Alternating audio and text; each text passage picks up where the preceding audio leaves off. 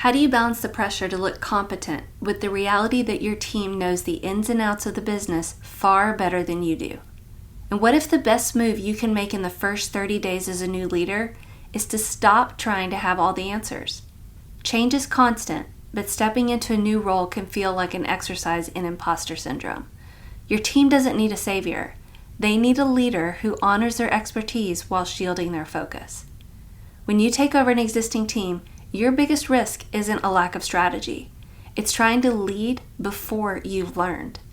Navigating a career transition means balancing dual priorities, leading your people while learning the business. Today, I'm kicking off a 3-part series on navigating change with a practical 90-day framework. In this episode, we dive into Phase 1, Be the Beginner, why your first 30 days require you to manage your confidence, your communication, and your calendar. Don't despise the small beginnings. Trust is built in the trenches. Do you find yourself sanitizing your faith just to fit into the corporate culture? Does your sense of worth rise and fall with your latest performance review? If you're an ambitious Christian woman navigating the friction between faith and work, you are not alone. Hi, I'm Jency, Jesus follower, corporate leader, and recovering overachiever. I spent years winning at work, but wrestling in my heart with the unspoken tensions of a secular workplace, until I learned how to decouple identity from performance, drop that corporate mask, and define success by purpose, not metrics. Welcome to Ambitious Faith at Work, the podcast for high achievers who want to lead with clarity, conviction, and courage, because you shouldn't have to choose between success and soul. So if you're ready to redefine success in a way that's anchored, authentic, and aligned, you're in the right place. It's time to stop hiding in plain sight and start showing up boldly as a light.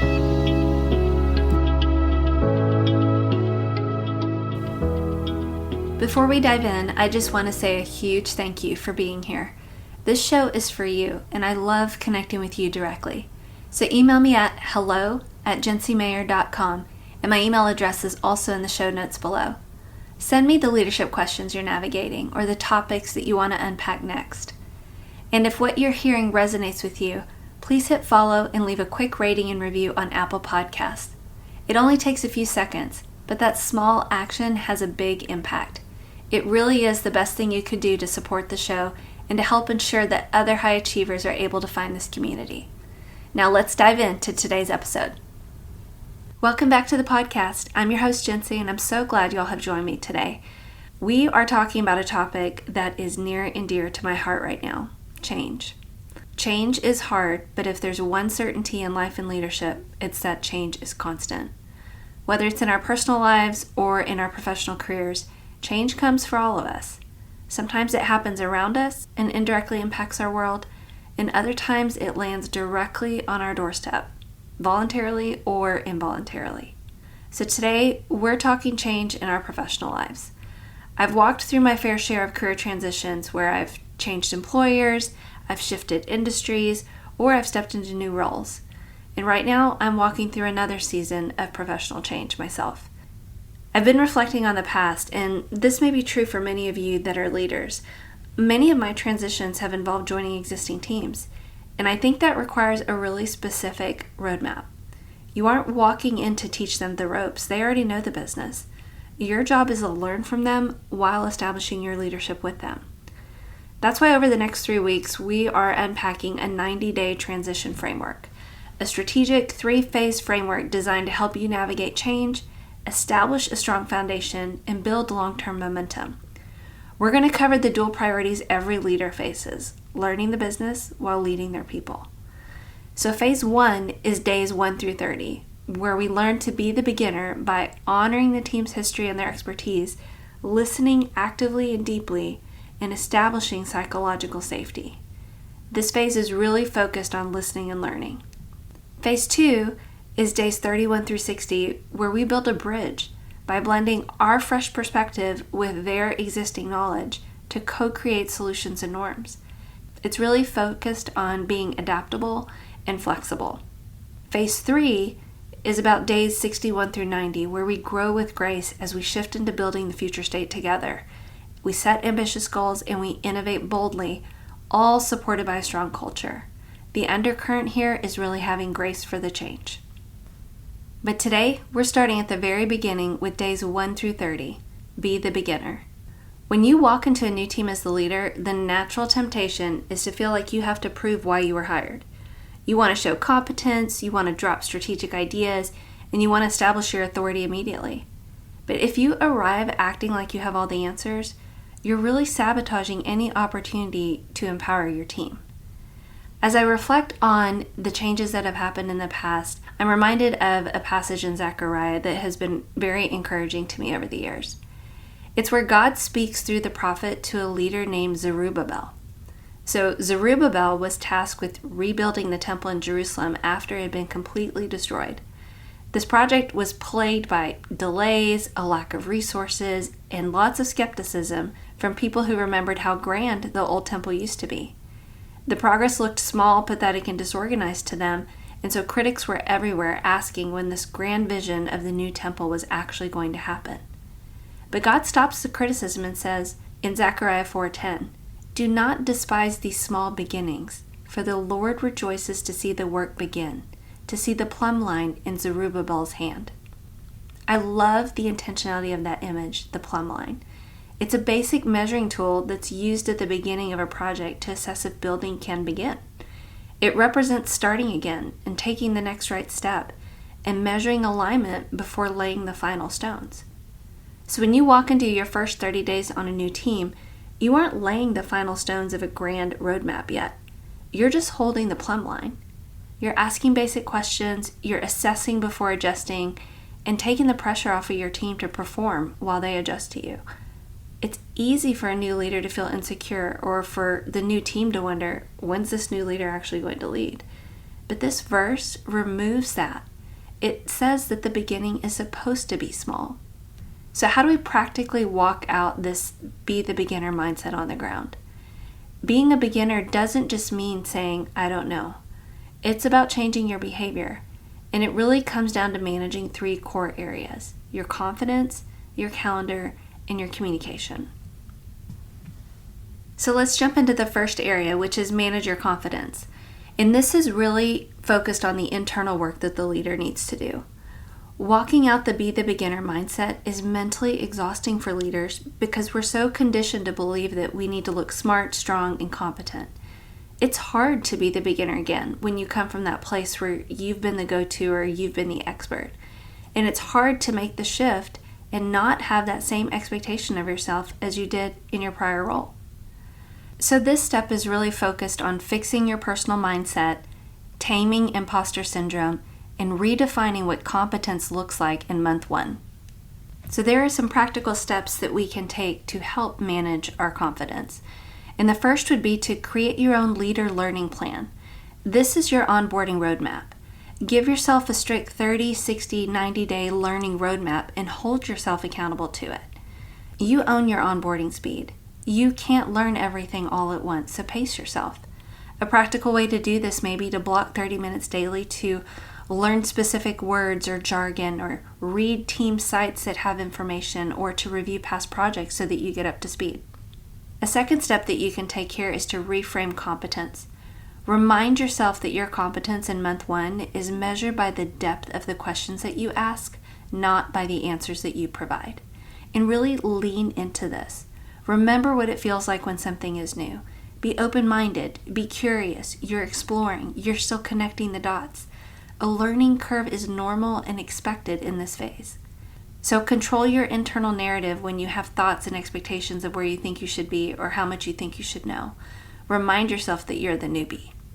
A third step you can do here is really to normalize the lack of knowledge by asking questions that expose what you don't know. And really, this helps control how you position yourself, where you're really sharing your beginner status to remove the pressure from yourself and others. You might say things like, hey, this is new to me, so I'm going to ask a lot of foundational questions to get up to speed. And the fourth step you can take to help manage your confidence is to give yourself some grace. When you don't understand a complex technical piece of the business, don't fake it and don't nod along. Make sure you stop the conversation and say, hold on, I completely missed that. Can we back up a few steps? The team will respect your honesty far more than you masking your lack of understanding. The second area to focus on during the first 30 days is managing your communications. This is really the relational aspect of how you interact directly with your team. The first thing that you'll need to do is really work on shifting meeting dynamics. When a new manager joins a meeting, the team naturally stops talking and usually waits for the leader to speak. So to counteract this, you have to really flip the script. And there's really two ways that you can do this. The first is what I call the last to speak rule. So at any meeting that's happening, don't necessarily speak first. Don't give your opinion first. Sit back, take notes, and let the team debate. Let them have the conversation. Speak at the end to really synthesize what you heard or to ask a clarifying question. The other way to really shift meeting dynamics is the 80-20 listening rule. So this is really about having the right ratio of talking versus listening. So you really want to track your own airtime. If you talk for more than 20% of a meeting during the first 30 days, you're not learning, you're driving. A great way to practice this is actually to schedule like a listening tour with your direct reports or the senior team leads. This is where you want to schedule like brief 20 to 30 minute one-on-one chats with them. Your goal is not to impress them. Your goal is to understand. Your goal is to ask them, what's the biggest challenge that this team faces? And how can my role best support you? And these are great opportunities to really employ that 80-20 listening ratio and ensure that you are listening more than you are speaking. The second thing that you can do to manage your communications is to really refrain from giving out directives and replace that with curious questions. A beginner doesn't give a lot of answers. A beginner hunts for clues and really seeks to understand. So you really want to work on observing the team dynamics, their meeting cultures, and any unwritten rules. When a team member brings you a problem to solve in the first 30 days, it'll take a lot to really resist the urge to solve it. But you should, even if you have a great idea from your prior role. Instead, you should pause and pivot to inquiring of them instead of answering them. So instead of saying, here's how I used to handle this, maybe say, how has this team solved this type of issue in the past? Instead of saying, we should change that process, say, what's the historical reason we do this anyway, and what breaks if we change it? Instead of saying, let me make a decision on that, say, you're closer to this than I am. What do you think the best path forward is and why? This is really about being intentional about assessing before adjusting or addressing. The third thing that you can do to manage communications is to thank your team. When they are spending time teaching you, they are stepping away from their actual deadlines and their regular activities to help onboard you. So this is really about acknowledging the sacrifice that they're making. You could make a practice of publicly and privately praising the team for taking time out of their schedules to educate you. Call out how their patience with your questions is helping you better learn the business. At the end of every week, you can think about sending a note or say publicly in the team huddle, hey, thanks to Sarah for walking me through that data this week. Your patience with my questions is helping me get up to speed so I can better support y'all. This helps reinforce to the team that their expertise is highly valued by you and you are acknowledging the sacrifice that they are making. The third area you should focus on in the first 30 days of navigating a change is really managing your calendar. And this is about the structure and operationalizing how you manage both your confidence and communication by managing your time and your priorities.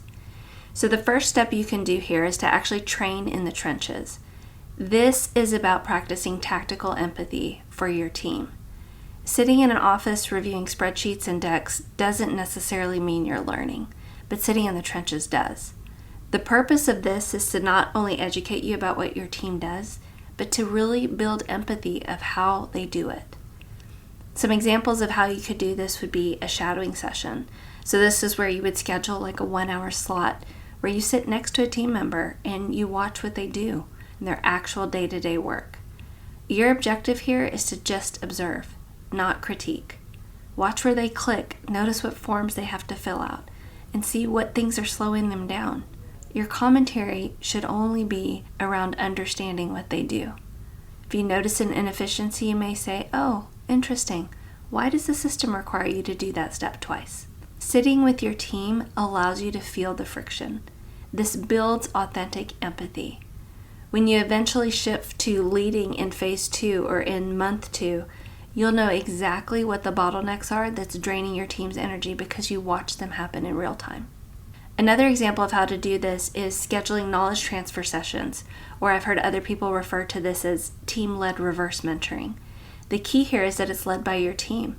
It's sessions with your direct reports or your senior team members where your objective is to let them explicitly teach you about their day-to-day, their workflows, their terminology, the systems that they use. Your job is to be the student. Another step that you can take to help manage your calendar is to know your network.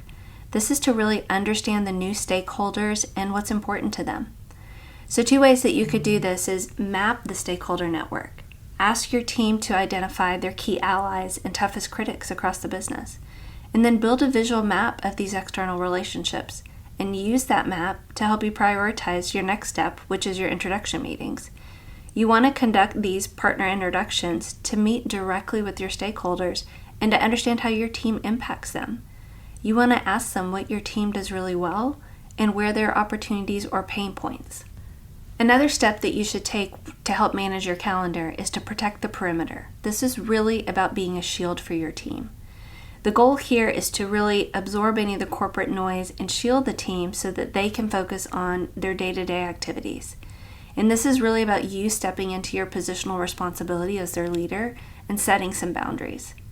There's 3 specific boundaries that you should consider implementing. The first is what I call keep it BAU. So this is really about saying that there's going to be no new initiatives. So this is where you block out that first 30 days as like an intentional 0 expansion zone. No new projects, no new process changes, no extra corporate tasks are going to be accepted for your team unless they're emergencies. This works because it really forces management to respect the fact that you're undergoing a very deliberate transition time period rather than just reacting to the latest fire. An example of how you may communicate this is, hey, I received that request regarding the new pilot. So to protect my team's focus while I'm still ramping up, I'm going to attend those alignment meetings solo, but I'll filter the relevant details down to them when we have a clear, actionable path forward. Another boundary to consider is really no backdoor request and being that single point of contact. This is where you want to be the funnel for what gets to your team. The boundary specifically is really asking your external partners to stop going directly to your team members with quick favors or ad hoc requests. All new work effectively must pass through your funnel first. And the reason this works is it really allows you to get an idea of the requests that are hitting your team. And in the meantime, it's actually establishing a boundary that allows you to keep those distractions away from them for a limited amount of time. A way to communicate this may be to say, to ensure my team can maintain their current BAU, I'm stepping in to filter all incoming requests during this first 30 days. Please route any new tasks, questions, or extra projects to me so that I can prioritize them appropriately against our capacity. The third boundary to consider is what I'm calling no fast fixes. This is really when a lot of times there's a legacy issue and then you are the new leader and an executive really wants to have a long-term strategy or fix quickly. This is really the place where you have to refuse to provide an immediate answer. And why this works is it really protects your beginner status and prevents you from making misinformed promises or misinformed decisions before you understand the business. One way to say this may be, I want to ensure the right strategy that we built for this area is on data and not assumptions. And right now I'm really in that phase where I'm learning the operational nuances of this area. I'll have our preliminary assessment ready for your review and pick a date sometime in month 2. Protecting the perimeter is actually the secret sauce that makes the rest of your month 1 strategy work. It really solves the time problem on your team because they are spending time with you, but it protects the time so that they don't feel overwhelmed by other requests that may be coming for them. It also establishes your positional authority pretty quickly. Your being a beginner internally with your team doesn't mean that you show up weak externally. Protecting the perimeter really shows your direct reports that while you're humbly learning from them on the inside, you're courageously fighting for them and protecting boundaries on the outside. And that really helps to build loyalty with your team. It also, again, prevents you from making premature promises or decisions that are not founded in data. It really protects you from being pressured into making those declarations before you understand the data. As we wrap up today's episode, I want you to give yourself permission to step off the stage and out of the spotlight, and instead embrace having a small beginning. If you're navigating a new role or leading a team through change right now, remember, your success in these first 30 days is not measured by how fast you fix things or how smart you sound. It's measured by the depth of your curiosity, the trust you build in the trenches, and the boundaries that you set around your team. You don't need to have all the answers. Your team just needs a leader with the clarity to lead with curiosity, the conviction to learn humbly, and the courage to protect their focus. As you step into your week, remember the 3 core areas of Phase 1, which is the first 30 days. The first is to manage your confidence. Tackle imposter syndrome by reframing what competence looks like in month 1. Measure your success by the depth of your questions, not the answers you provide. Give yourself grace. Normalize not knowing things, and never nod along to fake understanding. Stop the conversation to fill your knowledge gap. And finally, set up your leader learning plan and run that race at your pace. And remember that you cannot learn everything at once. The second is to manage your communication. Shift your meeting dynamics by practicing the last to speak rule and by maintaining a listening ratio of 80-20. Refrain from giving out directives and replace that with curious questions. And always be so thankful for the time your team spends onboarding you. And finally, manage your calendar. Train in the trenches to really gather some tactical empathy. Block out time to shadow your team and let them lead knowledge transfer sessions with you. Know your network by mapping your stakeholders and setting up time with them. And finally, set firm boundaries that protect the perimeter of your team so they can stay focused. You are not laying the final stones of a grand strategy in the first month of your transition. You're just holding the plumb line. You're listening, you're learning, and you're assessing. Don't despise these small beginnings. Take the pressure off yourself and your team, honor the expertise around you, and focus on building a foundation of trust. Join me next week for part 2 of our 90-day transition framework, where we move into days 31 through 60, building a bridge. We'll talk about how to blend your fresh perspective with the team's knowledge and how to co-create solutions and norms. My prayer for you today is that you go lead with the clarity of who you are, the conviction of what you believe, and the courage to live out your calling in every room you enter. Thanks for choosing to spend part of your day with me. I'll meet you back here next time. Hey friend, I hope today's episode gave you a little more courage to be yourself at work this week. If it resonated, would you please take 30 seconds and text it to someone you know who's also navigating those unseen tensions at work? And I'd truly appreciate it if you'd leave a quick rating or review on Apple Podcasts or wherever you're listening right now. It's the best way to help more women realize they don't have to choose between their success and their soul. All right, that's it for today. It's time for me to close those 20 open browser tabs and prioritize my soul over my screen. Until next time, let's stop hiding in plain sight and start showing up boldly as a light.